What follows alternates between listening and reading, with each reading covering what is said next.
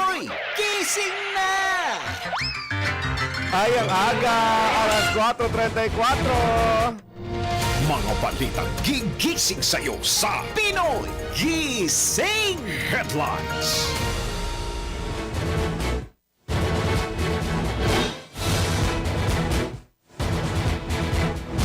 Ngayon po ay araw na po ng Thursday. Aba, 2 araw na lang. Valentine's Day na. May date ka na ba, Jay? Sorry. Bakit naging specific? May date na ba ka? Yan. Yung pala yung tanong ka. Sorry, nakatingin kasi ako kay JM balita ko, kilabot to ng... Narito po ang ating mga headlines. Pinoy Gising! Baka sabihin, sir, manda ka sa akin. Sa gitna ng umiingay na bangayan ng ilang senador at opisyal pulong sa pagitan ng gobyerno ng Pilipinas at China, ipinanawagan pa ng Chinese Ambassador. Pinoy Gising! Mosyon ni dating Senador Revilla para sa inhibisyon ng isang maestrado na sa kanyang kaso, ibinasura po ulit ng Sandigan Bayan. Pinoy Gising! Pamunuan ng LRT nagsalita na kaugnay sa pagkamatay ng estudyanteng tumalo-namano sa LRT station sa Quezon City. Pinoy Gising! Suspect sa pamaril sa isang paaralan sa Thailand, arestado. Pinoy Gising! Bagong coach ng Alas Pilipinas Women's National Volleyball Team, kilalanin. Pinoy Gising! Pinababayaran ng dati mong kasintahan. Pinababalik ang perang ibinigay niya sa'yo. May hugot! Wag NBI. Tama yan, may hugot. Yun lang yun Nako, bawal ito. Pinoy Gising! Totoo nga ba na mas mataas ang chance ang mamatay? Ano ba naman yan? Mamatay daw tayong mga lalaki. Sige, sabi rin Daniel, habi nabasa ko. Ano ba yan? Kami na naman mga lalaki. Broken heart syndrome po kaysa sa mga babae. Mamaya, let's prove it. Pinoy Gising! Palalakasin daw po ng isang global giant company ang investment dito sa ating bansa. Totoo ba yan o peke? Mamaya alamin sa Fact or Fake. Pinoy Gising! At sa showbiz, real score ni na Clea Pineda at Janela Salvador muling pinag-usapan sa social media. Isigaw na ang sigaw ng sambayanan. Pinoy Gising! Alamin na ang mga viral na balita, mga trending na pinag-uusapan, kasama ang mga taong nasa balita. Pinoy Gising! Matindi pa sa kape, maingay pa sa manok. Pinoy Gising! Talaga namang lahat gising kay Daryl Justin sa Pinoy Gising sa DWIZ News Nationwide, DWIZ News FM Regional Stations, live din online. Bangon na, gising na! Pinoy Gising!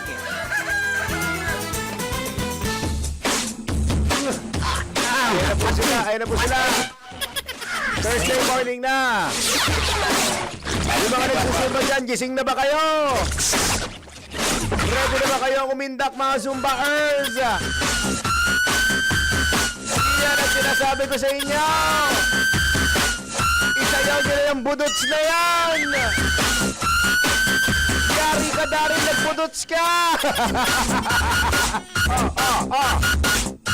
Sige, ibudots nyo pa. John Reese, gising na.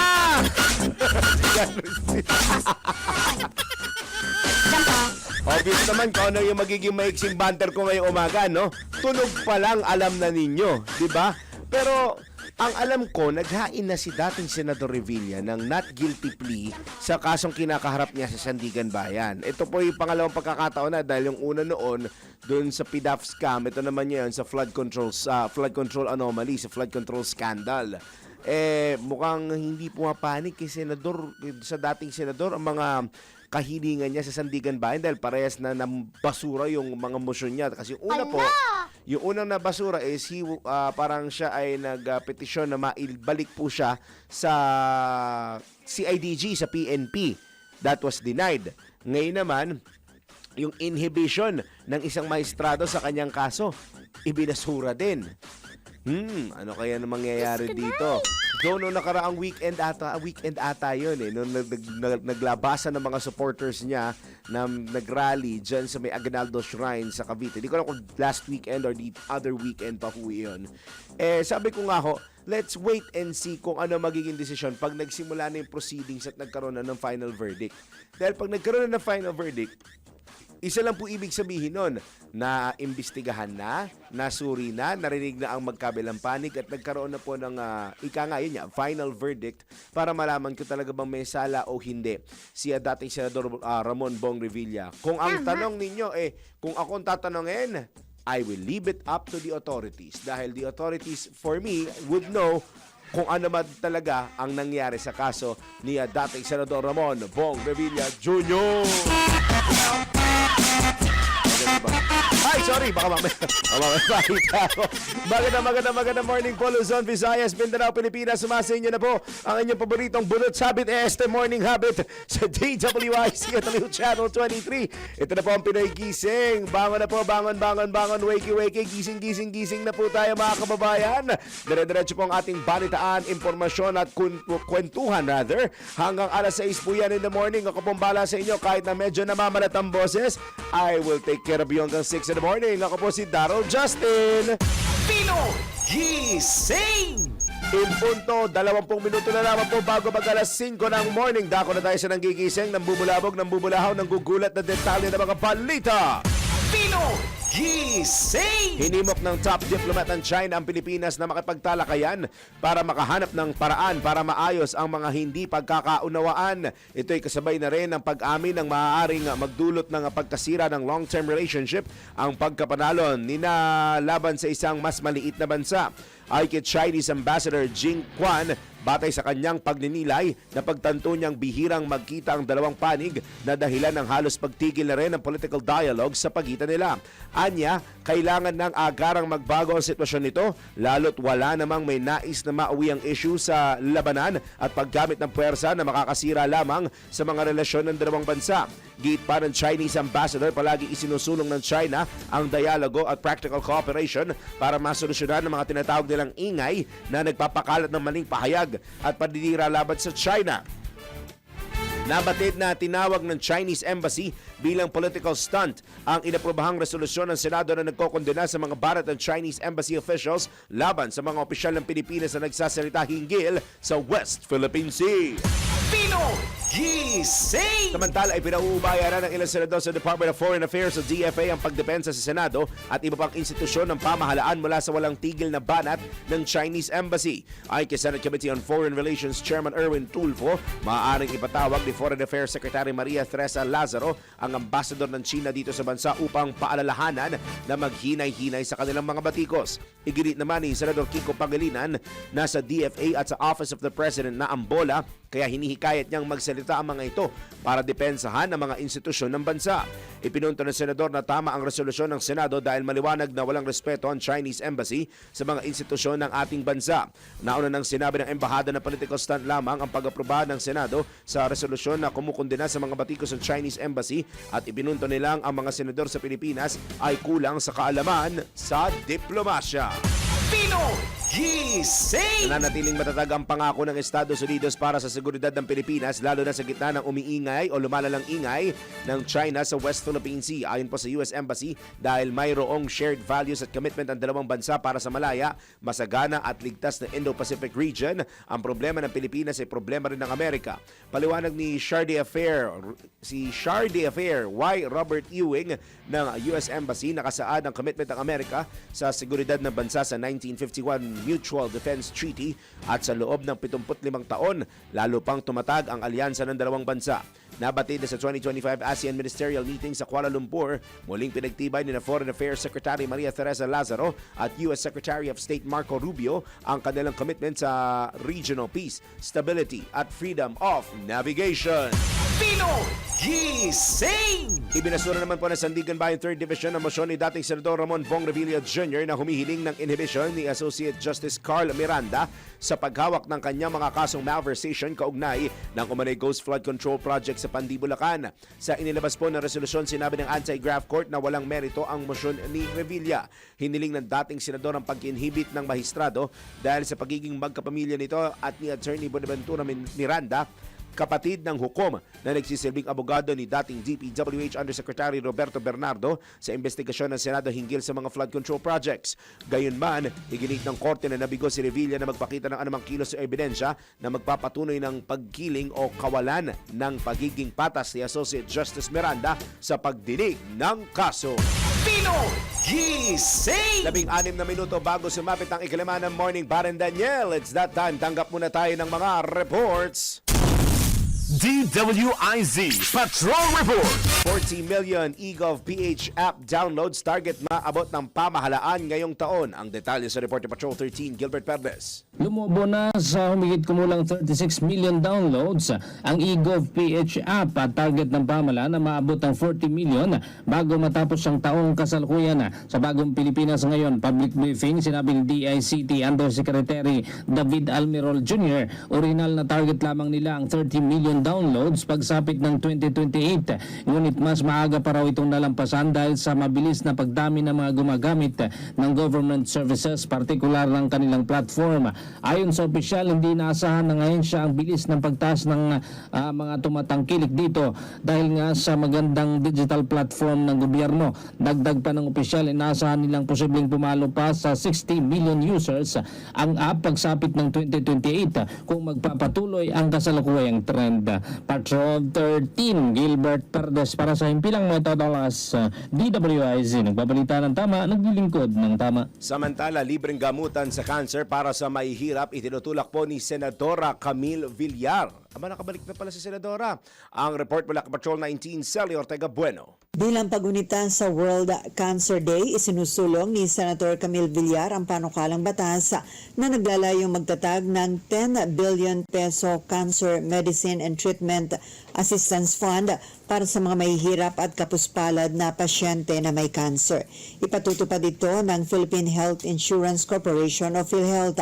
Layunin ng panukalang batas na magkaroon ng isang pambansang programa na magbibigay ng libreng gamot laban sa cancer sa pamagitan ng mga PhilHealth accredited na pampublikong ospital sa bawat lalawigan.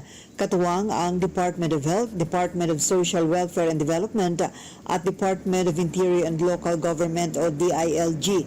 Sama-samang tutukuyin ng mga naturang ahensya ang mga beneficiary upang matiyakan na ang tulong ay makararating sa mga higit na nangangailangan.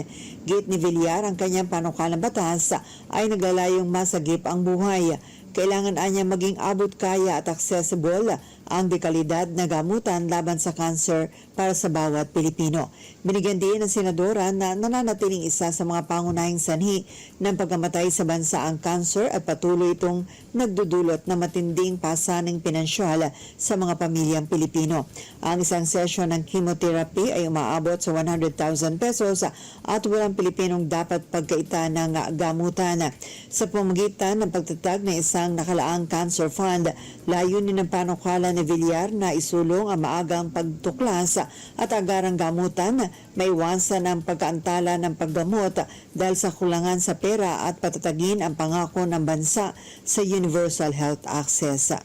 Ito sa Patrol 19, Celly Ortega Bueno para sa impilang metodong lakas sa DWIC. Nagbabalita ng tama, naglilingkod ng tama. Kapag may bagong balita, naka-on air, agad-agad, DWIZ Patrol Report. Unang bugso pa lang po yan ng ating balitaan ngayong Thursday morning, February 12, 2026, Philippine Standard Time. Hoy! Pinoy Gising na! Dahil pag hindi, malamang malilate kayo. Alas 4:47 na ng morning, iba pa mga balita sa pagbabalik ng Pinoy Gising. Gising! Tuloy-tuloy po ang ating balitaan sa Pinoy Gising sa DWIZ at Real Channel 23 sa oras natin na 8 minuto na lamang, ilang segundo at 8 minutes na lamang po bago mag-alas 5 ng AM. Narito ang ulat mula sa ating Metro Patrol. Metro Patrol Reports.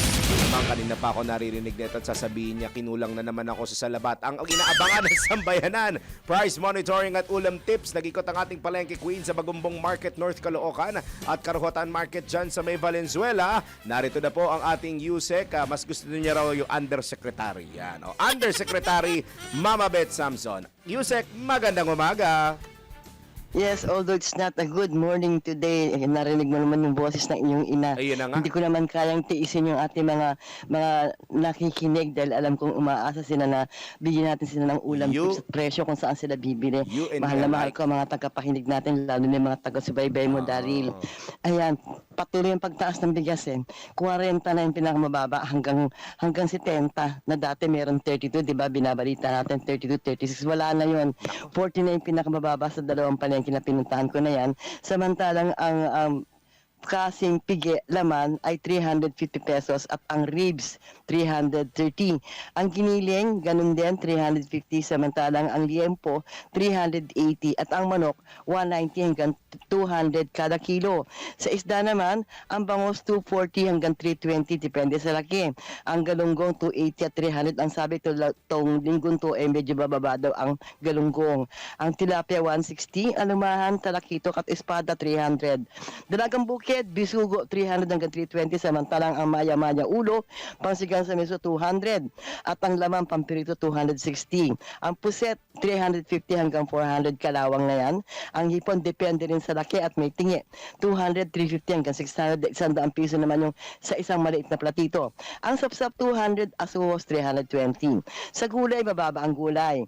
Ang repolyo 70, 60 naman ang kilo ng pechay. Sayote 40 na lang yan. Ang patatas at carrots 80 pesos. Ang chicharo 200 pesos, ang celery 120 pesos na lang.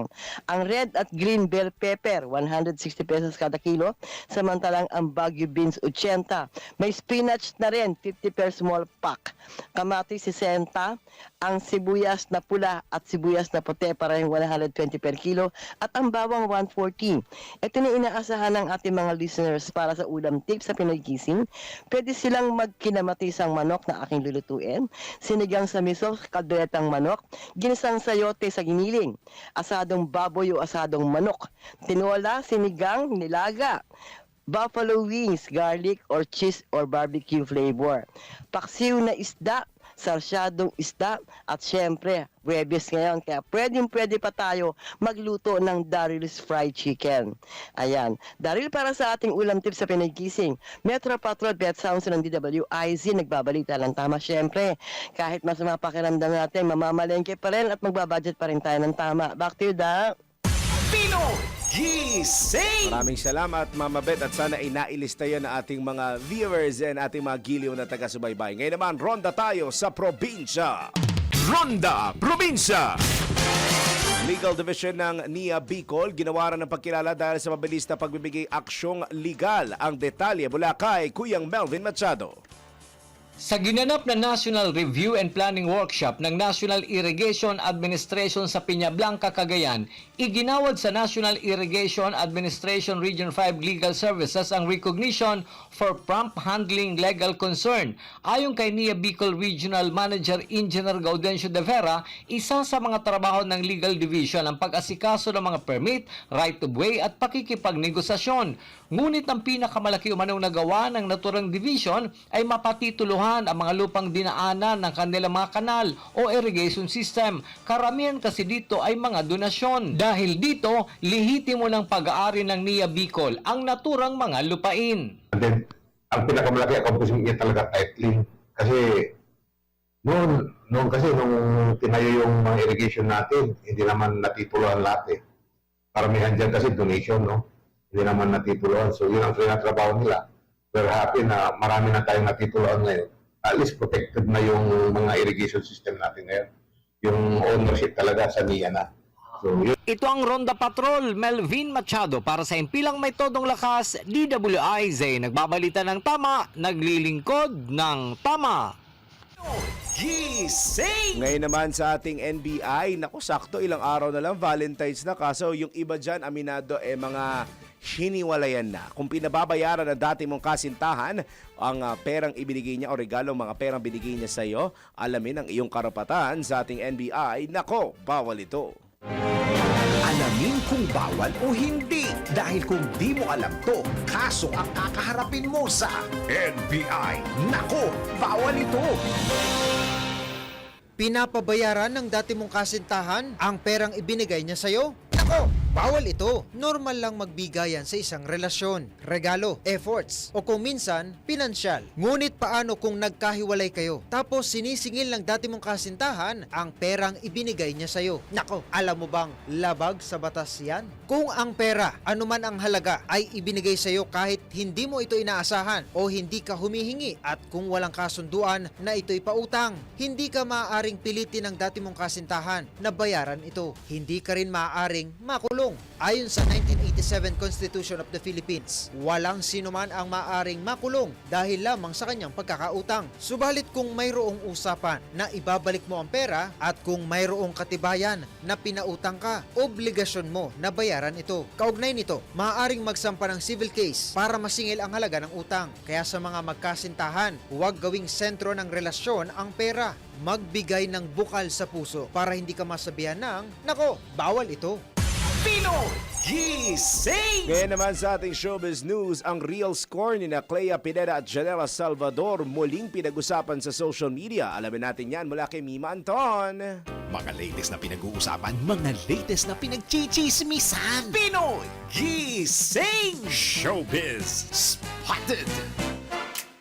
Para sa aking balitang showbiz, patuloy na pinag-uusapan ng mga netizen ang real score sa relasyon ng aktres sa sina Clea Pineda at Janela Salvador. Ito ay matapos makita sa birthday celebration ng ina ni Clea si Janela at ang anak nitong si Jude. Sa isang social media post, ibinahagi ni Clea ang mga litrato ng kanilang pool time na may kalakip na caption na Mommy's birthday is spent the best way. Nabatid na matagal nang nalilink ang dalawa matapos magtambal sa Cinemalaya 2025 film na open endings. At iyan aking balitang showbiz para sa impilang metodong lakas, DWIZ. Ako si Anton, nagbabalita ng tama, naglilingkod ng tama.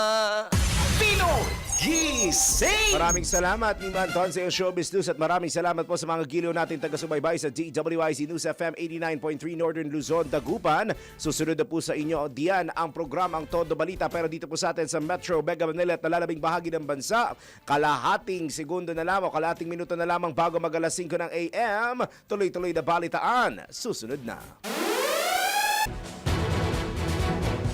Muli ngayon po'y araw ng Thursday, ika-12 sa buwan ng Pebrero taong 2026. Balikan po natin ang ating mga headlines. Pinoy Gising! Sa gitna ng umiingay na bangayan ng ilang senador at opisyal, pulong sa pagitan ng pamahalaan ng Pilipinas at China, ipinanawagan ng Chinese ambassador. Pinoy Gising! Mosyon ni dating Senador Revilla para sa inhibisyon ng isang maestrado sa kanyang kaso, ibinasura ng Sandigan Bayan. Pinoy Gising! Pamunuan ng LRT nagsalita na kaugnay sa pagkamatay ng estudyanteng sinasabing tumalon mula sa LRT station sa may Quezon City.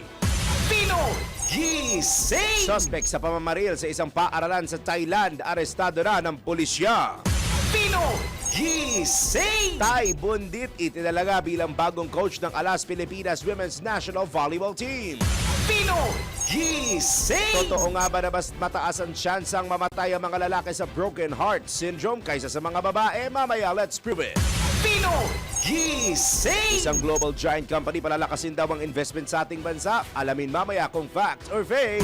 Pinoy Gising! At sa showbiz, is it a boy or a girl? Gender na magiging anak ni na Loisa Andalio at Ronnie Alonte? Alamin! Talaga namang lahat gising kay Daryl Justin Pinoy Gising!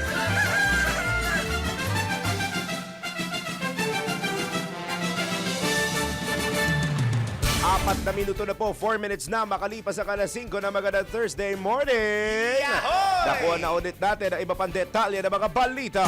Pinoy gising! Kinumpirma ng Light Rail Manila Corporation o LRMC na isang lalaking estudyante ang nasawi matapos itong tumalon mula sa platform ng LRT1 Fernando Poe Jr. Station kahapon. Ayon sa mga otoridad, agad silang rumisponde sa lugar, ngunit idineklara ring patay ang biktima mula sa mga pinsalang nakuha matapos ang halong 2 palapag na pagkahulog. Sa kwento naman ng isang saksi nang mahulog ang biktima mula sa nasabing stasyon, nakaladkad ito ng isa pang sasakyan na dumaraan sa ibabang kalsada. Dumating rin agad ang mga magulang ng biktima at sinabing graduating na ang estudyante at nilinaw na wala itong problema sa grades. Samantala, sinabi naman ng LRMC na nakikipagtulungan na sila sa otoridad habang nagpapatuloy ang investigasyon sa nasabing insidente.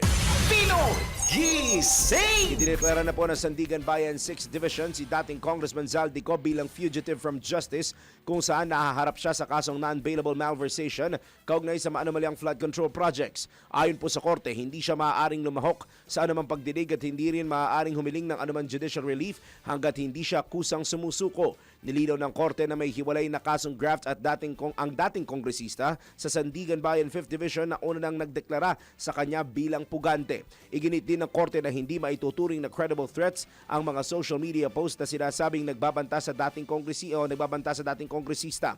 Sa ngayon, nananatili sa ibang bansa si Ko mula pa noong Hulyo ng nakaraang taon at naghain ng petisyon sa Korte Suprema para questionin ang kanyang indictment. Pino gising! Sa kaugnay na balita, nagsumite na ang National Bureau of Investigation o NBI na mga karagdagang dokumento sa International Criminal Police Organization o Interpol kaugnay ng hiling nitong maglabas ng red notice laban sa dating congressman na si Zaldico. Ayon kay NBI spokesman Attorney Palmer Malyari, ipinadala na nila ang mga papeles bago ang itinakdang deadline sa Pebrero 11 matapos humingi ng dagdag na requirements ang Interpol nitong nakaraang linggo.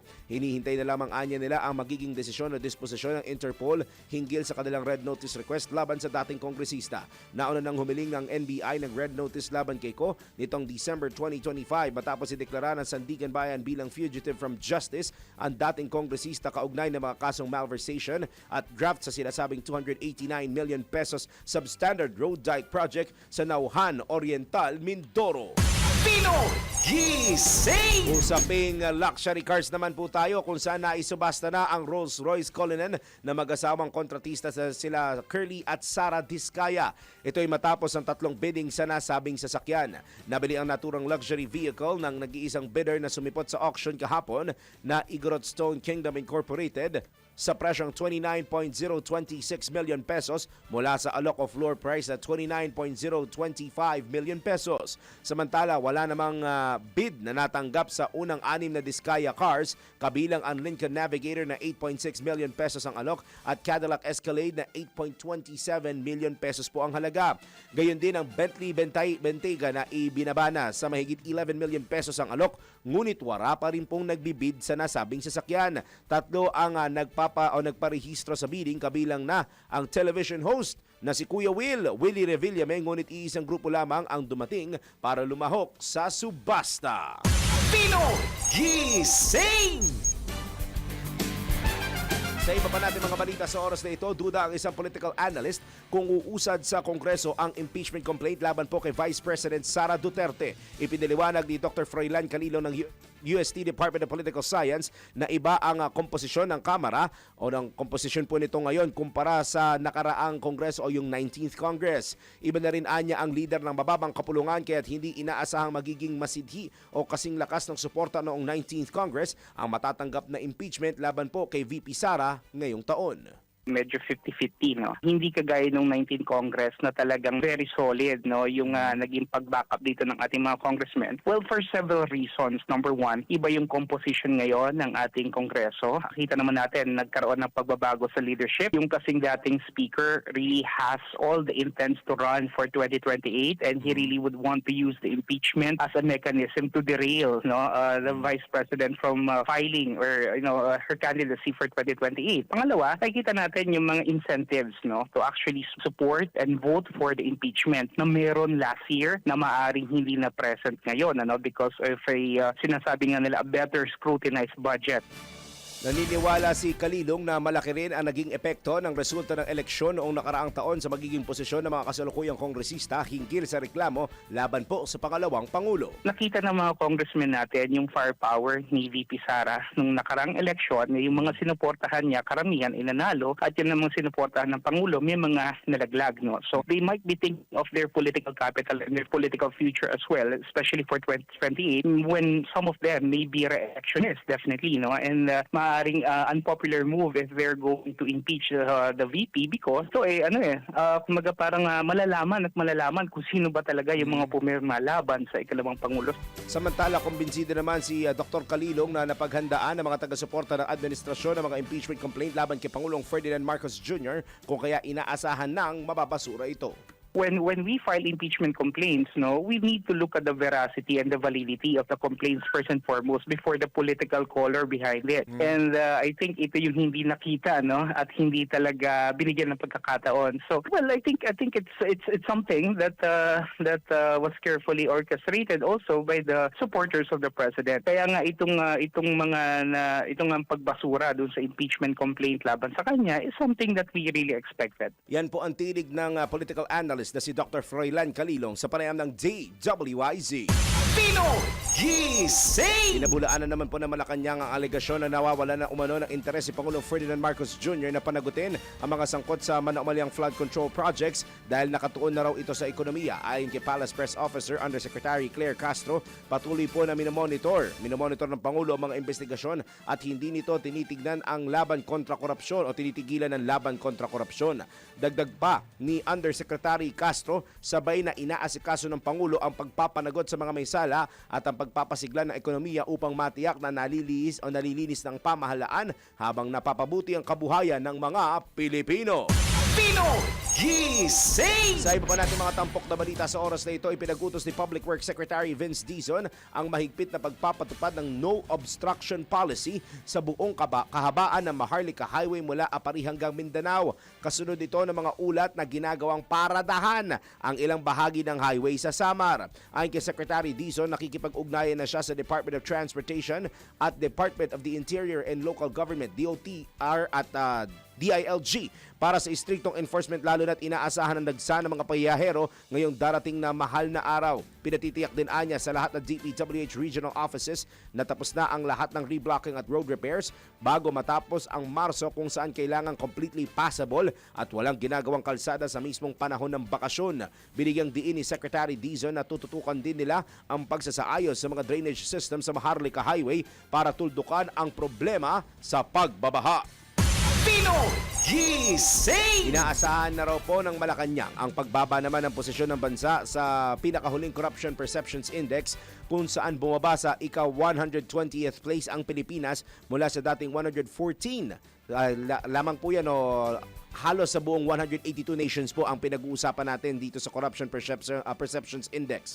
Ayon kay Palace Press Officer Undersecretary Claire Castro, natural lamang ang ganitong resulta bunsod ng malawakang investigasyon sa korupsyon sa pamahalaan. Anya, bahagi ito ng layunin ng Pangulo na linisin ng mga irregularidad sa mga nagdaang administrasyon. Giit ni Yusek Castro, tuloy-tuloy ang pagsisiyasat at pagpapanagot sa mga sangkot sa katiwalian. Pino Gising! Dako tayo sa mga balita natin tungkol sa mga kongresista. Binigyang diin po ni House Deputy Minority Leader at ACT Teachers Party List Representative Antonio Tino na si Batangas Representative Leandro Legarda Leviste ang dapat na magsapubliko ng text messages o palitan na mensahe ni na Pangulong Ferdinand Marcos Jr. at dating Presidential Legislative Liaison Officer Undersecretary Adrian Bersamin hinggil sa issue ng kickback sa flood control scandal noong December 2024 hanggang July 2025. Sinabi ni Tino na si Leviste ang dapat na magsiwalat ng mga ebidensya o mga mensahe dahil siya umano ang makapagpapaliwanag ng records at kung papaano niya nakuha ang mga ito. Ang naturang text ay alam na anya ng iba pang mga opisyal ng mga lokal na pamahalaan at maging ng ilang kongresista, partikular daw si Caloocan City Representative Edgar Egay Irice. Bukod pa dito, akusa rin umanong inalok ni Leviste sa Makabayan Block ang naturang impormasyon kabilang ang umano'y 8 billion pesos delivery mula kay dating Yusek Roberto Bernardo kung saan may naiparating umano sa Pangulo na nag-reply ng okay. Batay sa naging post ni Viste, posible ito ang dahilan kung bakit pinakiusapan siyang mag-abroad. Nilinaw naman ng nasabing kongresista na hindi siya maglalabas ng panibagong pahayag at ibatay na lamang sa kanyang mga nakaraang mga post. Pinoy Gising! Tiniyak naman po ni House Committee on Justice Chairperson at Batangas Representative Jervin Luistro na dadaan sa masinsinang deliberasyon ang mga impeachment complaint laban po kay Vice President Sara Duterte. Ayon kay Representative Luistro, gagamitin ng Kamara ang parehong constitutional standards at mga parameters na ipinatupad sa mga naunang impeachment complaints laban po kay Pangulong Ferdinand Marcos Jr. Iginiit ng kongresista na kanila ring tutukuyin kung sufficient in form and substance ang mga batayan sa reklamo laban sa pangalawang Pangulo. Nilinaw ni Representative Luistro na wala pang jurisdiction ang Justice Panel sa reklamo hanggat hindi pa naipapasa sa kanila o naipapasa sa kanila sa ng plenaryo ang alinman sa tatlong reklamo. May 10 session days o hanggang March 2 pa niya ang Office of the Speaker upang maisama ang mga impeachment complaint sa order of business bago ito maipasa sa komite. Hindi naman iniaalis ni Representative Luistro ang posibilidad na kapag nabigong kumilos sa itinakdang panahon, maaaring umiral ang desisyon ng Korte Suprema hinggil sa timing ng impeachment. Pinoy Gising! Sa oras po natin na 15 minuto, 15 minutes makalipas ang alas 5 na magandang Thursday morning. Narito at alamin na natin ang latest sa lagay ng panahon. Pinakahuli, pinaka-latest, pinaka-napapanahon. Whether we like it or not, ito ang magiging DWIZ Weather Report. Mula po sa Pag-asa Weather Forecasting Center, nasa linya po natin ang kanilang weather specialist na si Miss Lori De La Cruz. Miss Lori, magandang morning po. Good morning at sa lahat ng ating mga kababayan. May mga pag-ulan pa rin ngayon sa Eastern Visayas, Western Visayas, Bicol Region at maging sa Quezon Province, Romblon, Marinduque at Oriental Mindoro dahil sa epekto ng shear line. Samantala, sa Caraga at Davao Region, asahan natin ang mga pag-ulan dahil sa easterlies. Dito naman sa Cagayan, Cordillera Administrative Region at maging Aurora, asahan natin ang maulap na papawari na may mahihinang mga pag-ulan dahil sa amihan. Sa Metro Manila at natitirang bahagi ng bansa, generally fair weather, liban sa mga isolated light rains or localized thunderstorms. Wala rin po tayong bagyo na minomonitor ngayon sa loob ng ating area of responsibility. Yan ang latest mula sa Pag-asa. Ito po si Lori De La Cruz. Maraming salamat po, Miss Lori De La Cruz ng Pag-asa. Pinakahuli, pinaka-latest, pinaka-napapanahon. Whether we like it or not, DWIZ Weather Report. Pinoy Gising! Sa pagkakataong ito, paring Winer, tanggap tayo ng mga report.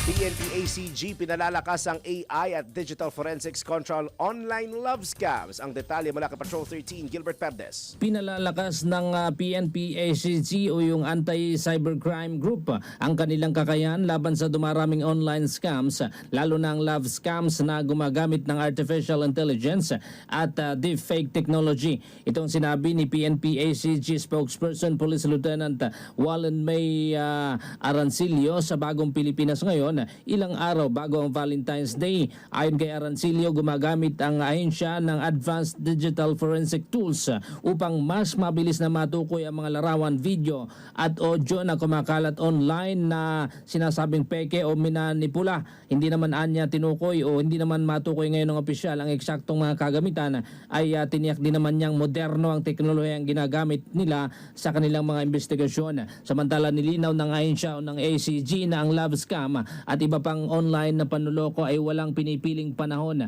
Paalala nila sa publiko na mag-ingat sa mga kausap online at lalo na yung mga biglang nagpapakita raw ng matinding interes, umiiwas sa video call at kalaunan ay hingi ng pera o personal na detalye. Patrol 13, Gilbert Perdes para sa Himpinang May Todong Las, DWIZ. Nagbabalita ng tama, naglilingkod ng tama. Pinoy Gising! Mula Malacanang diretso tayong Senado. 20 hanggang 25 milyong Pilipino na nagsusugal sa mga legal at illegal na online gambling platforms. Alamin natin detalye niyan mula kay Patrol 19, Celia Ortega Bueno. Aabot sa 20 hanggang 25 milyong Pilipino ang nagsusugal sa mga online gambling platforms. Higit kalahati ay sa mga legal na platforms at ang iba pa ay nasa mga illegal o hindi rehistrado sa PAGCOR. Ito ang report ni PAGCOR Chairman and Chief Executive Officer Alejandro Tenco nang tanungin ni Senator Sherwin Gatchalian sa pagdinig ng Senate Committee on Games and Amusement.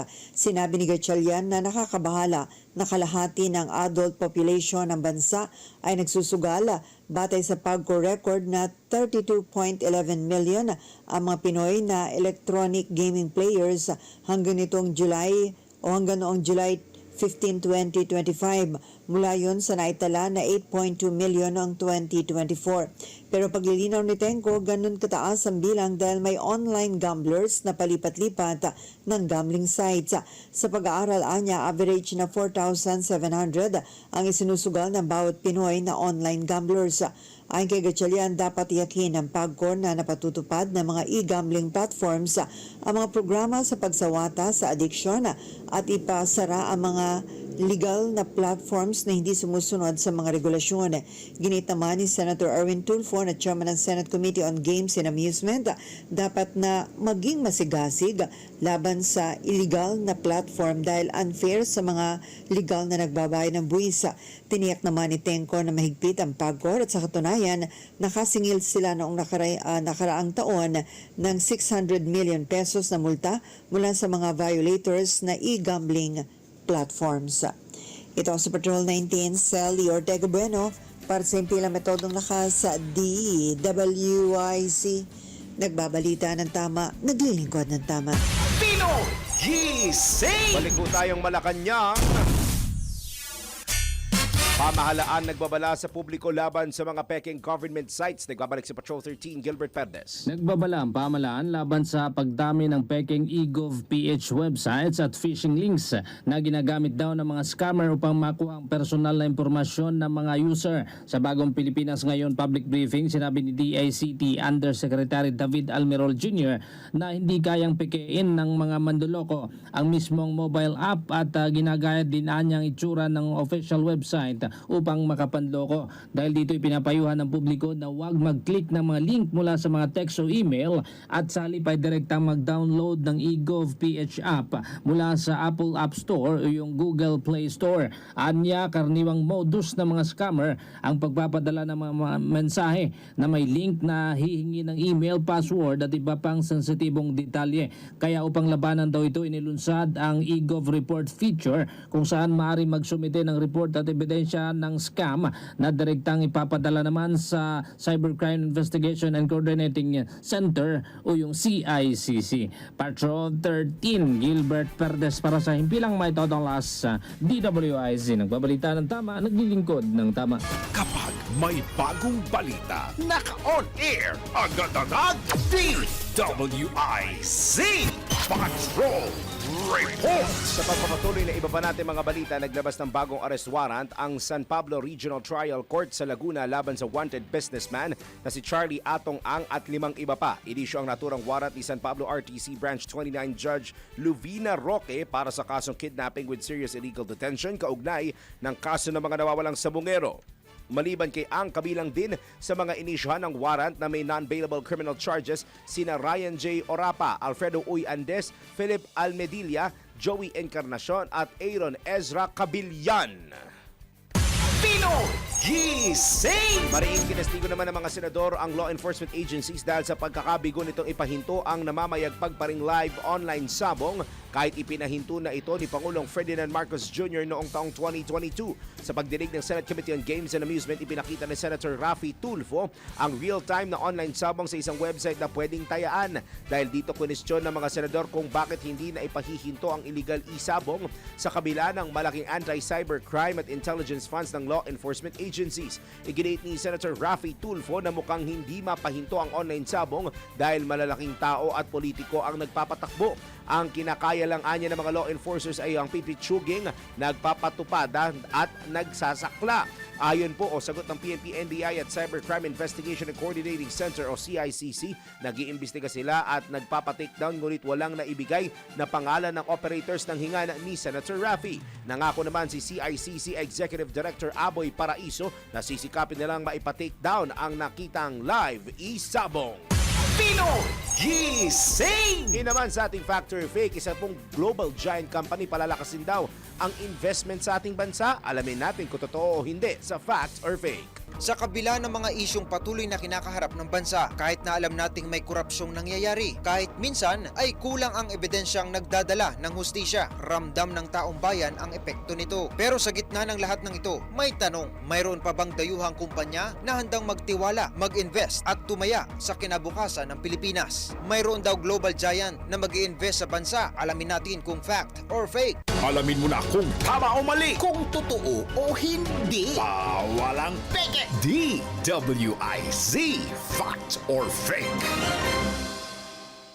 Nakipagpulong mismo si Pangulong Ferdinand Marcos Jr. kay Katsuya Nakanishi, President at CEO ng Mitsubishi Corporation, isa sa pinakamalaking trading at investment companies sa buong mundo. At malinaw ang layunin ng kanilang pag-uusap. Mas maraming trabaho, mas mabilis at mas maasa ang subway at riles ng tren, mas pinalawak na clean at wind energy sa mga probinsya, at digital services na nagpapadali sa araw-araw na transaksyon ng mga Pilipino. Ayon sa Pangulo, mahalaga ang hakbang na ito dahil ang pamumuhunan ito ay pamumuhunan sa kinabukasan ng mga Pilipino. Ang Mitsubishi Corporation ay may operasyon sa mahigit 120 bansa at matagal ng katuwang ng Pilipinas sa malalaking infrastructure at energy projects. Fact! May investment, may trabaho, may kinabukasan. Hindi ito chismis, hindi haka-haka. Ito ay kumpirmadong pagpupulong at malinaw na direksyon. Para sa Fact or Fake, Angelo Bainyo, nagbabalita ng tama, naglilingkod ng tama. Huwag magpapaloko, huwag magpapagancho, huwag magpapaskam. Bawal! Bawal ang peke. DWIZ, fact or fake. Pinoy Gising! Stand by, Philippine Standard Time. Hoy! Pinoy! Gising na! Ay nako paring Wenner, alas 5:26 ng morning, iba pa makabalita sa pagbabalik ng Pinoy Gising! Picture a place adorned with lush greenery, gently swaying trees, a haven where time seems to stand still. Eternal Gardens provides a sanctuary for remembrance, a place where the memories of your loved ones can bloom forever. Eternal Gardens, a glimpse of heaven on a patch of earth. Alamin kung bawal o hindi. Dahil kung di mo alam to, kaso ang kakaharapin mo sa NBI. Nako, bawal ito. Kapitbahay mong ayaw magpaawat sa pagbibidyo sa gabi? Nako, bawal ito. Maingay na kapitbahay, yan ang madalas na problema ng isang komunidad. Kung hindi sa ingay ng away mag-asawa, walang humpay na kantahan naman dahil mayroong handaan. Video dito, video dyan. Bad trip nga naman kung yung boses ng kumakanta, napakasakit sa tenga. Kung ikaw ay napeperwisyo at ang pagpapahinga mo ay apektado na, ereklamo na ang iyong maingay na kapitbahay. Pwede silang kasuhan ng civil case para sa paglabag sa Article 682 ng Civil Code o unjust vexation na may parusang pagkakakulong ng hanggang 30 days o pagmultahin ng hanggang 40,000 pesos. Kaya naman kapag 10 oras na ng gabi, tigil na sa pagbibidyoke. Isipin din naman ang mga kapitbahay na katabi para hindi ka masabihan ng, nako, bawal ito.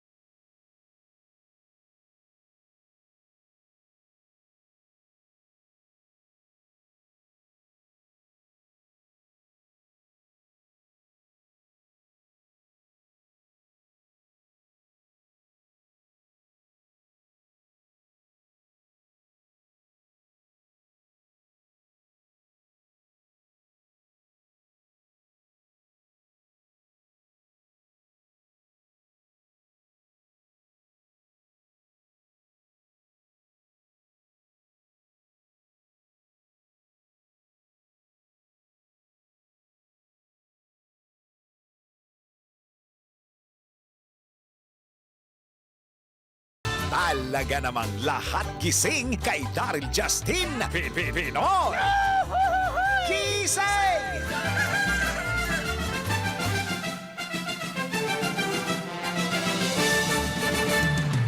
Ayan, naka-ahem na ako nung break sa oras po natin. Alas 5:29 na po ng Thursday morning. Kaya hinihinayan ko lang pare winner, mahirap na. Sa pagpapatuloy po ng Pinoy Gising, tanggap tayo ng ulat mula sa ating Metro Patrol. Taunang kasalang bayan sa Navota sa Buwan ng Mga Puso. Ginanap na po yan. Ang nakakakilig na kaganapan, alamin mula kay Mama Beth Samson. Muling nais sa katuparan ng taunang kasalang bayan sa Navotas tuwing sasapit ang buwan ng mga puso. Pinangunahan ng City Mayor John Ray Chanco ang pag-isang dibdib ng 49 na Navoteño couples sa taunang kasalang bayan na walang kabayaran mula sa pamahalaang lungsod. Kabilang sa may kinasal sina Erenea Belino Jr. at Helen Corocoto na 38 years old o 38 years na, 38 taon na nagsasama at nabiyayaan ng 3 anak. Payo ni Chanco sa mga bagong kasal na saan ay mapuno lagi ng pagmamahalan ng tahanan ng bawat isa. Sinabi pa ng alkalde na kung may hindi mapagkakasunduan ay pag-usapan, alagaan at irespeto ang bawat isa at higit sa lahat, piliin ang isa't isa sa araw-araw. Ang sakramento aniya ay ng matrimonya ay sagisag ng banal na pagmamahalan na may sagradong basbas ng Panginoon para magsama habang buhay sa hirap man o ginhawa. Metro Patrol Beth Samson para sa Himpilang Metodong Lakas, DWIZ, nagbabalita ng tama, naglilingkod ng tama. Pinoy Gising! Diyan pa rin tayo sa Kamanava. Biktima ng sunog sa barangay Tanyong sa Malabon, umabot sa higit 100 individual. Ang report mula kay Kuyang Danny Cruz. Kuyang Danny, good morning. Yes, good morning. Nasa halos 150 individual ang naapektuhan ng sunog sa barangay Tanyong sa lungsod ng Malabon matapos sumiklab ang apoy dakong alas 11:27 kahapon ng umaga at idiniklara itong fire out pasado 1:17 ng hapon. Ayon kay Barangay Chairwoman Alma Benaventura, umabot ito sa third alarm. Anya, mabilis na kumalat ang apoy dahil dikit-dikit at gawa sa light material sa mga bahay sa bahagi ng Sipo Road kung saan doon muna na malagi ang mga residente kahapon, dala ang mga nailigtas nilang gamit at mga alagang hayop. Sinabi ni Kapitana na agad nilang inihanda ang covered court sa barangay bilang evacuation center para sa mga biktima. Patuloy naman ang investigasyon ng Bureau of Fire Protection sa pinagmulan ng sunog. Nauna dito, tinupok din ng apoy ang nasa mahigit 60 kabahayan sa Mabolo Street sa barangay Maysilo kung saan linya ng kuryente umano ang tinitignan sanhi ng sunog. Tulong din ang kailangan ng mga residente sa panawagan ni Kapitana Benaventura sa ating mga kababayan. Humihingi din ito ng tulong para sa mga naapektuhang residente na naabo ang kanilang mga tahanan. Ako po si Kapitana Alma Vega Buenaventura ng Barangay Tanyong. Ito po, kanina po mga 11:30 po, naku po, bigla ho nagkaroon ng sunog dito sa aking nasasakupan sa Barangay C4 po. Mula po, nasa 150 po na katao po ang naapektuhan. Sa mga nais po na tumulong, ako po ay buong pusong lumalapit po sa inyo na sana po mabigyan niyo po ng tulong ang aking mga kabarangay na nasunugan po. Maraming salamat po at salamat din po kasi nagparating na rin po si Mayor Jeannie Sandoval na magtutulong daw po sila sa amin. Hindi raw po nila pababayaan ang Barangay Tanyong. Maraming salamat. Yan ang tinig at panawagan ni Kapitana Alma Benaventura. Metro Patrol Danny Cruz, nag-uulat sa Himpilang Metodong Lakas, DWIC, nagbabalita ng tama, naglilingkod ng tama. Pinoy Gising! Ngayon naman po, ronda tayo sa probinsya. Rizal PNP nagsasagawa ng parallel investigation sa 10 Angono policemen na sangkot sa extortion. Ako, nangingikil na naman. Naratong report mula Calabarzon kay Kuyang Arman Gambe. Kuyang Arman, good morning! Mula ng Rizal Police Provincial Office ang isang masusing parallel investigation tungkol sa kaso ng 10 tauhan ng Angono Police Station na di umano'y nagsagawa ng peking drug charges, extortion at illegal na pag-aresto sa isang criminology student na residente na nabanggit na bayan. Sa panayam ng DWIC kay Police Colonel Eliazar Barber, Rizal Police Provincial Director, inatasan niya si Police Captain Attorney Villesa Rizal PNP legal officer na magsagawa ng malalim na investigasyon sa pagkakasangkot ng mga naturang pulis sa nabanggit na kaso. Ayon kay Colonel Barber, nirerespeto niya ang kinalabasan ng hatol ng NAPOLCOM laban sa 10 pulis at hindi niya ito kinokontra. Ayon pa kay Colonel Barber, ang ginagawa nilang investigasyon ay para lalong malinawan ang mga bintang sa 10 pulis na magkaroon sila ng isang maayos na proseso ng investigasyon. Arman kami mula Calabarzon, nag-uulat pa Simpila, may todong lakas. DWIT nagbabalita ng tama, naglilingkod ng tama. Pino Gising! Akyat naman po tayo ng norte. 2 wanted persons timbog sa magkahiwalay na operasyon sa Cagayan. Ang report mula kay Kuyang Ronald Idol Domingo. Idol, naimbagabigat. Naimbagabigat, napasakamay ng Cagayano Cups ang 2 individual na matagal nang pinaghanap ng batas matapos ang magkahiwalay na manhunt operation. Ang unang suspect ay anaresto ng mga tauhan ng PNP Sula na kaugnay ng kaso ng prostituted murder. Para sa sabing kaso, may rekwedang piyansa na nagkakalaga ito ng 200,000 pesos. Sa kasalukuyan, nasa kustodya ng Sulana Police Station ang suspect, lalo na nasangkot din ito sa paglabag sa Republic Act 10591 o Comprehensive Firearms and Ammunition Regulation Act noong February 4, 2026. Samantala, sa hiwalay na operasyon kung saan matagumpay na naresto sa bayan ng Bagabag, Nueva Vizcaya ang isa pang akusado sa bisa ng warrant of arrest. Ang operasyon ay pinangunahan ng Alcala Police Station bilang lead unit, katuwang ang Bagabag Police Station, 1st Cagayan Provincial Mobile Force Company at Provincial Intelligence Team Cagayan South Regional Intelligence Unit 2. Ang nasabing individual, isang negosyante at residente ng naturang lugar, ay naharap sa kasong paglabag sa Section 266 ng National Internal Revenue Code na may rekwedang piyansa na nagkakalaga ito ng 12,000 pesos. Ang 2 narestong individual ay dinala sa kanilang himpilan ng pulisya para sa kaukulang dokumentasyon at wastong disposisyon habang patuloy ang pinaigting na kampanya ng Cagayano Cups laban sa mga wanted sa batas. Ito ang Ronda Patrol, Ronald Idol Domingo, nag-uulat pa simpilang may tudong lakas, DWIT, nagbabalita ng tama, naglilingkod ng tama. Pino Gising! Balik ho tayo ng Calabarzon. Isang service crew sa Rodriguez Rizal, hinold up na, pinatay pa. Nagbabalik Kuyang Arman Cambe. Kuyang Arman. Balikan na lamang natin ang report ni Kuyang Arman Cambe. Samantala sa iba pa nating mga balita, tinanggap ng International Criminal Court ang hiling ng kampo ni dating Pangulong Rodrigo Duterte na magdagdag ng mga panibagong ebidensya na gagamitin para sa nakatakda nitong paglilitis. Sa bagong ICC order, nilinaw nito na hindi kumontra ang prosecution team sa pagdagdag ng 78 ebidensya ng defense team para sa confirmation of charges hearing ng dating Pangulo. Habang pinagbigyan din ng pre-trial chamber ang prosecution na magdagdag naman ng 2 pang ebidensya na hindi rin tinututulan ng defense team. Dahil dito, inatasan na ICC ang defense at prosecution team na magsumite ng updated list ng mga ebidensya hanggang bukas Pebrero 13. Nabatid na itinakda naman sa Pebrero 23 hanggang 27 ang confirmation of charges hearing ni dating Pangulong Duterte hinggil sa kanyang kasong crimes against humanity sa International Criminal Court. Pino Gising! Sige, mukhang pwede na. Balikan natin ulit ang ating Ronda Probinsya. At narito po ang report tungkol sa isang service crew mula kay Kuyang Arman Cambe. Kuyang Arman, go! Nasawi ang isang service crew nang manlaban nito sa 3 holdupper na sumaksak sa biktima nang tumanggi itong ibigay ang dala nitong bag sa Kasiglahan Village, Barangay San Jose, Rodriguez, Rizal kahapon ng umaga.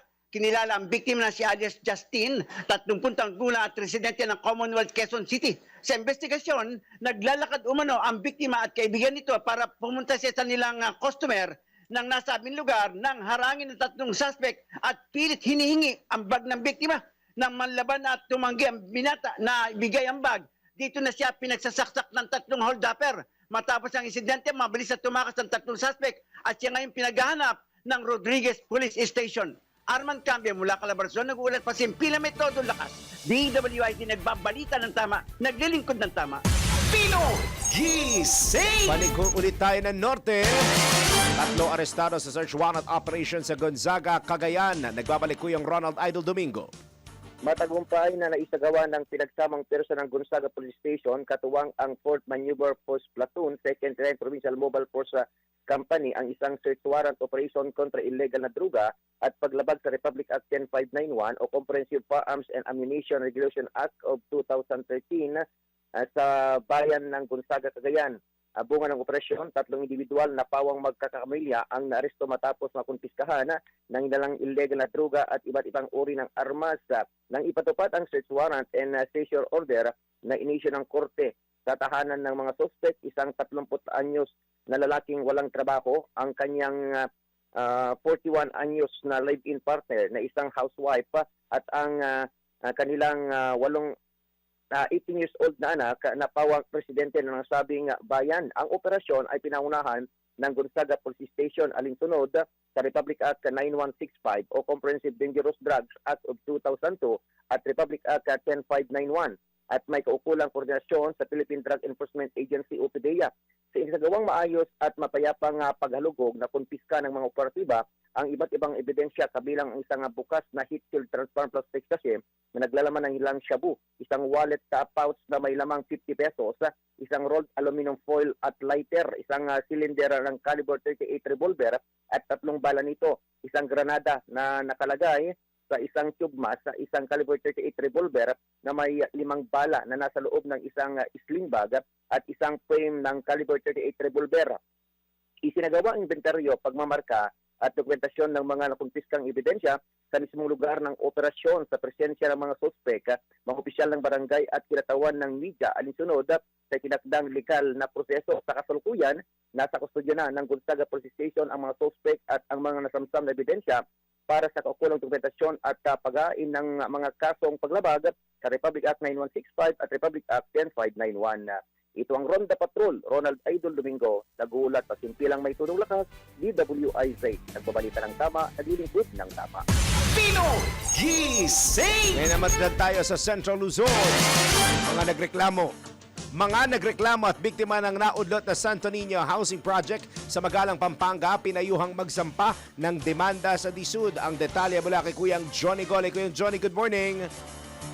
Yes, ito nga yung naging rekomendasyon nitong si Virgilio Billy Cudya, yung dating pinuno nitong Urban Poor Affairs Office o OPAW ng Magalang, Pampanga, dito sa halos mahigit 1,000 na mga aplikante at nakabili nitong lote para dito sa itinatayong Locos Housing Project ng lokal na pamahalaan na dito sa Barangay Santo Niño sa Magalang, Pampanga na nagsimula noong 2020. Ito ayon kay Kudya ay isang mabisang paraan upang hindi maipagbili o maisanla o anumang ipapasok na transaksyon nitong tatlong nagmamay-ari nitong nasabing lupain para do sa nasabing proyekto.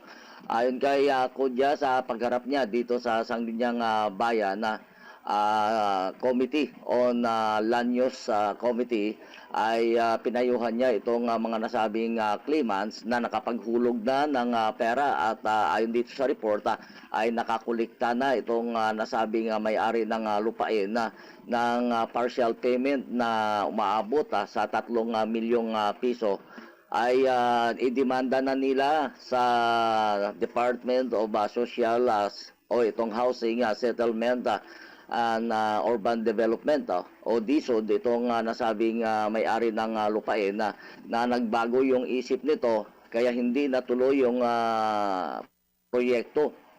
Gusto ng may-ari na itaas na yung presyo mula do sa dating pinagkasunduan ng lokal na pamahalaan at itong mga homeowners.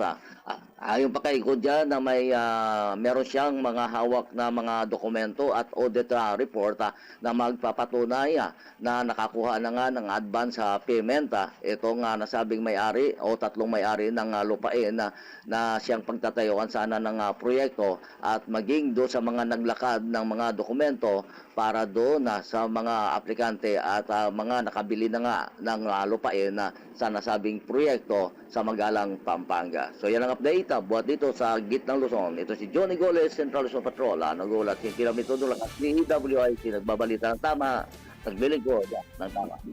Pinoy Gising! Balik ko ulit tayo sa Norte. Isang street-level individual sa Pinig, Ilocos Norte, timbog sa bypass operation. Nagbabalik si Kuyang Ronald Idol Domingo. Sa isinagawang drug bypass operation ng Pidig Municipal Police Station, naaresto ang isang 37 anyos na lalaki na nakalista bilang street-level individual sa Barangay 5, Magitayag, Pidig, Ilocos Norte. Nauli ang suspect sa aktong nagbebenta ng ilang shabu sa isang police poster buyer. Nasamsam sa operasyon ang 6 na sase na hinalang shabu na may bigat na 8.74 grams na may standard price na 59,432 pesos kasama ang bypass money, personal cash, cellphone at motorsiklo. Kasalukuyan ang suspect ay nasa kustodya ng PNP Pidig, Ilocos Norte at kakasuhan sa paglabag ng Republic Act 9165 o Comprehensive Dangerous Drug Act of 2002. Ito ang Ronda Patrol, Ronald Idol Domingo, nagulat pasimpilang may tudong lakas, DWIZ. Nagpapalitan ng tama, naglilingkod ng tama.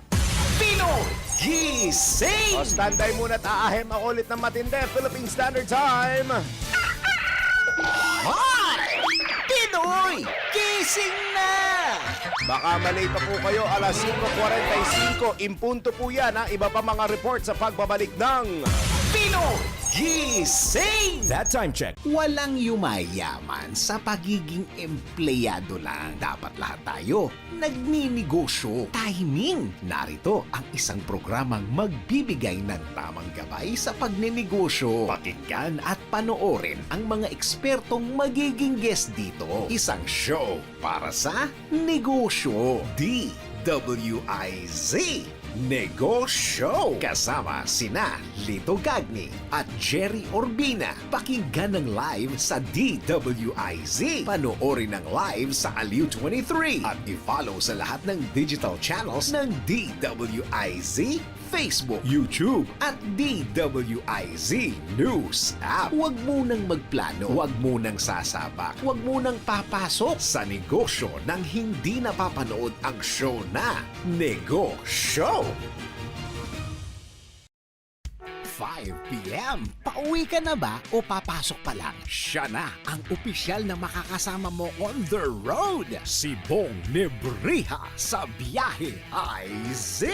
Pagtaas ng gasolina, may strike ba o wala? Saan traffic, saan hindi? All-in-one balitaan sa mundo ng transportasyon. Biyahe IZ sa DWIZ News, Metro and Mega Manila, DWIZ News FM Regional Stations, DWIZ News TV at DWIZ News Online. Bong Nebriha sa Biyahe IZ. Tara, babiyahe na! Araw-araw, 5 p.m.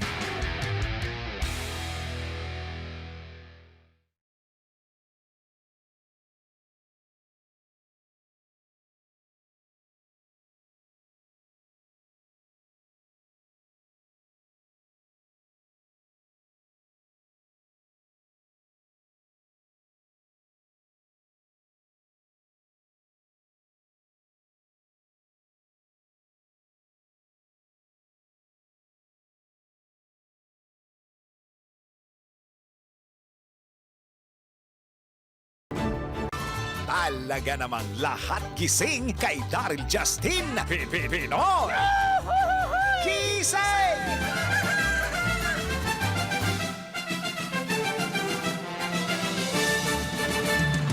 12.5 minuto na lamang po bago mag-alas 6 ng morning. Sa pagpapatuloy natin, ronda pa rin tayo sa probinsya. Isang buhay na sanggol iniwan sa tapat ng bahay sa Imus, Cavite. Ang detalye sa report, nagbabalik po si Kuyang Arman Cambe. Isang kapapanganak pa lamang na sanggol ang walang awang iniwan sa tapat ng gate ng isang bahay sa Imus, Cavite kahapon ng umaga.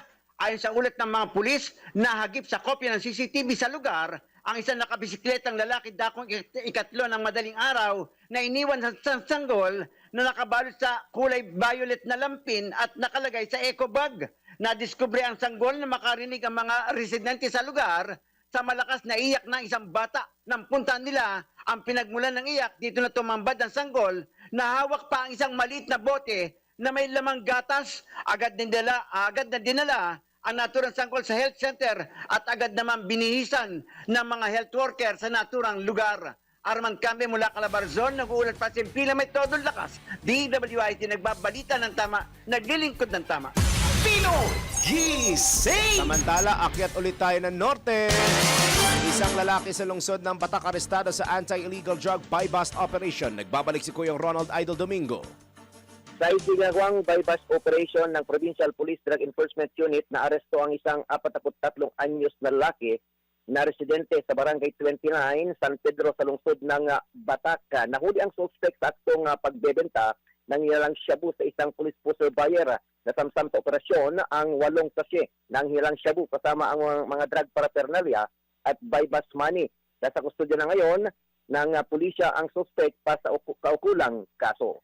Ito ang Ronda Patrol, Ronald Idol Domingo, nagulat at simpilang may tunong lakas, DWIC. Nagbabalita ng tama, naglilingkod ng tama. Pino Gising! Samantala, balik ulit tayo ng Calabarzon.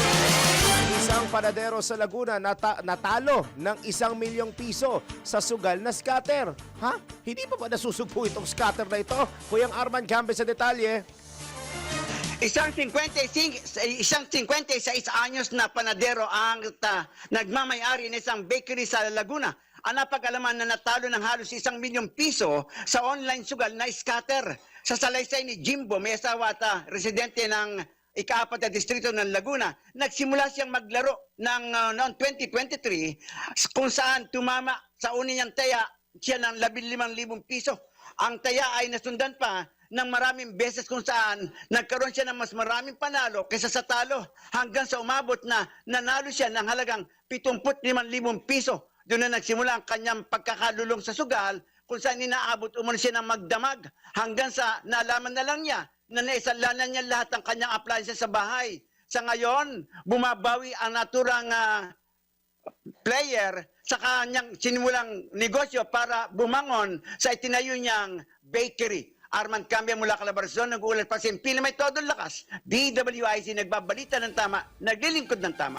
Pino Gising! Pero kuling-kuling sa Pagcor, ang scatter kalat pa rin at maraming tumatangkilik hanggang sa mga panahon ngayon. Kaya ayan ang nangyayari pagka talagang itinataya at isinusugal po ang pera, lalo na kung illegal. Nako, nakakalungkot mabalitaan ho iyan. Samantala, patunayan naman natin ito kung totoo nga ba na mas mataas ang tsansang mamatay ang mga lalaki sa broken heart syndrome kaysa sa mga babae. Tara, let's prove it. Ang broken heart syndrome o Takotsubo cardiomyopathy ay pansamantalang panghihina ng puso dulot ng matinding stress, karaniwan sa kababaihan, pero may mga nagsasabi na mas mataas ang mortality rate ng mga lalaking tinatamaan nito. Totoo nga ba ito? Tara, let's prove it! Bago maniwala sa mga claim-claim na yan, patunayan na yan sa Let's Prove It! Ayon kay Dr. Francesco Santoro, na bagamat 11% lamang ng mga kaso ng Takotsubo cardiomyopathy ay lalaki, mas malala ang kinalalabasan sa kanila, kabilang ang mas mataas na tsansa ng pagkamatay. Dagdag pa ni Dr. Mariel Jesup na ang mga babae ay 7.5 beses na mas malamang magkaroon ng broken heart syndrome, ngunit ang mga lalaki ay mas malamang mamatay mula rito. Ayon naman kay Dr. Ananya Mandel na ang mga lalaki ay mas malamang mamatay mula sa broken heart syndrome dahil sa mas matinding pisikal na stressors at mas kaunting paghingi ng emotional support. Bagaman mas karaniwan ang broken heart syndrome sa kababaihan, mas mataas ang panganib ng komplikasyon at pagkamatay sa mga kalalakihan. Ayon sa mga eksperto, ito'y maaring dahil sa mas matitinding physical stressors at kakulangan sa emosyonal na suporta. Kaya payo ng mga eksperto, huwag baliwalain ang stress. Mahalaga ang agarang medical attention at bukas na emosyonal na komunikasyon upang maiwasan ang mas malalang epekto. Pino Gising! Mga balitang dapat alam mo kahit sa labas ng bansa. DWIZ, balita sa ibang bansa.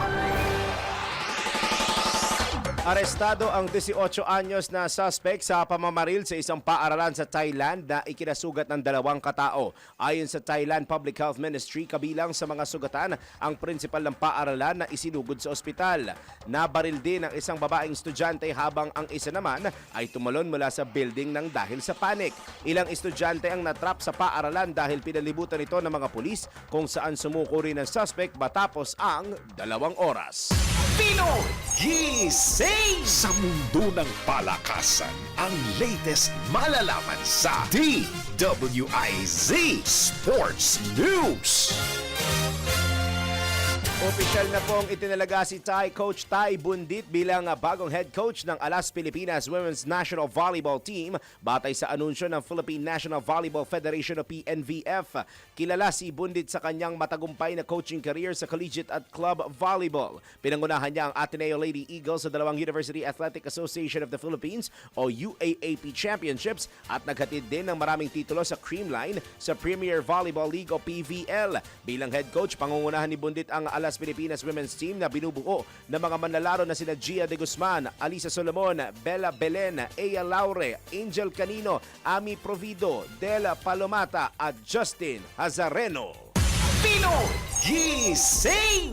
Ngayon naman sa ating showbiz news, is it a boy o a girl? Alay, hindi pa meron pa kasunod yun. Gender na magiging anak ni Loisa Andalio at Ronnie Alonte sa kanilang mga fans. Alamin ang gender mula kay Mima Anton. Mga latest na pinag-uusapan, mga latest na pinagchichismisan. Pinoy Gising! Showbiz Spotted! Para sa aking balitang showbiz, masayang ibinahagi ng newlywed couple na sina Luisa Andalio at Ronnie Alonte ang gender ng kanilang anak sa isang intimate baby shower. Sa kanilang social media post, opisyal nilang ibinahagi sa kanilang pamilya at malalapit na kaibigan na baby girl ang ipinagbubuntis ni Luisa. Kasabay nito, ni-reveal na rin ng mag-asawa ang magiging pangalan ng kanilang anak na si Rooney Lior. Bumuhos naman ang suporta at pagbati ng ilang kilalang personalidad, kabilang na ang singer-actress na si Vina Morales at social media personality na si Zaina Barake, ganon din ang Loini fans para sa future parents. At iyan aking balitang showbiz para sa impinong metodong lakas, DWIZ. Ako si Anton, nagbabalita ng tama, naglilingkod ng tama. Pinoy Gising! Sponsoran na nga natin yung album nun, kanta ng kanta, nang hingi na ng sponsor ng album si Anton. Sa ating pagbati po ngayong morning ito, good morning sa lahat na nakatutok sa atin ngayong umaga sa Facebook page natin. Sina Kuyang Nelson Malinaw, sina Mama Erna, sino pa nandito? Ayun, si Mama Susan Neronimo, blessed Thursday morning. Si Batman, inihelin tulad naman ako ngayon kay Ding Dong Dantes, thank you Batman.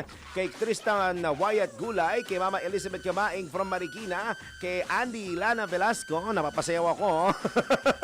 From Olonga po, nanonood po siya. At kay Kuya Randy Santisas, kay Mama, bago ito si Mama Elma Mangalonzo. Mula po siya sa, saan siya nagmula? Ay, nagpapa-shoutout siya sa Mangalonzo and Salinas. Ayun, from Elma Mangalonzo. Si Jomer Tayo na, malamang nakatayo na siya. Naririnig ko sinasabi. Ikaw ha? Angela Redato, 2 days na lang daw Valentine's Day na. Si paring JD Valdez mula sa may Barangay Sapang, Buho, Palayan City, Nueva Ecija. Good morning.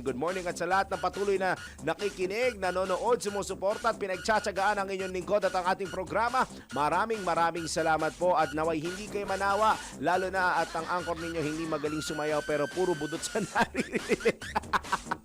Thank you po ulit sa inyong lahat. Bago pa tayo pansamantalang Bago tayo pansamantalang magpaalam, tayo po ay magpatama quote for today. Kung gusto mong mangialam sa buhay ko, ambag ka muna kahit, binayaran nyo ba to? Nilagay nyo dyan? Binayaran daw Gcash? Kahit Gcash lang daw, mag-ambag muna kayo. At yan na po ang kalipunan ng mga balita. Ito na po natin sa Pinoy Gising. on a Budots Thursday morning. Paalala lang po sa coding. Coding ako ngayon, Thursday, number 7 and 8. Mula alas 7 hanggang alas 10 ng morning at alas 5 hanggang alas 8 ng gabi. Ingat po sa mga bumabiyahe at nakikinig sa atin. Abangan na rin po ang susunod na programang Pasada Balita kasama sina Kuyang... Ito ba si Kuyang 35? Sumayaw na ng Budots to. Pasayawin nyo nga ng Budots to. Kuyang 35, Johnny Bagues at Drew Nasido. Makalipas lamang po ilang paalala. Maraming salamat Pilipinas hanggang mamaya and tomorrow. Ako po si Daryl Justin. Nagbabalita ng tama, naglilingkod ng tama. Yeah, good morning, ha?